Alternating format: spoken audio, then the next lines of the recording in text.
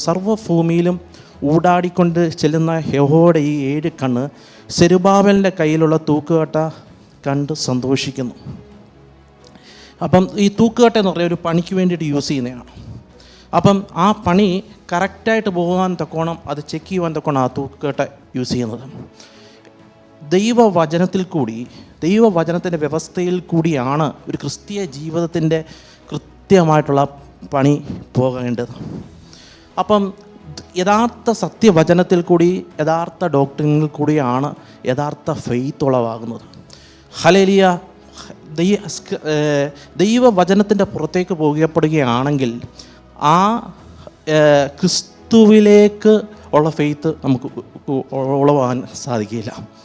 അപ്പം ഈ സെരുബാബേലിൻ്റെ കയ്യിലുള്ള തൂക്കുകട്ട കണ്ടിട്ട് ദൈവത്തിന് അവിടെ സന്തോഷമായി എന്ന് കാണപ്പെടുന്നു. അപ്പം ദൈവവചനപ്രകാരം ഉള്ള പണിയൊക്കെയും ദൈവത്തിൻ്റെ പാറ്റേണിലുള്ള പണിക്ക് അതൊരു പ്രത്യേകതയുണ്ട് എന്ന് നമുക്ക് കാണപ്പെടാം.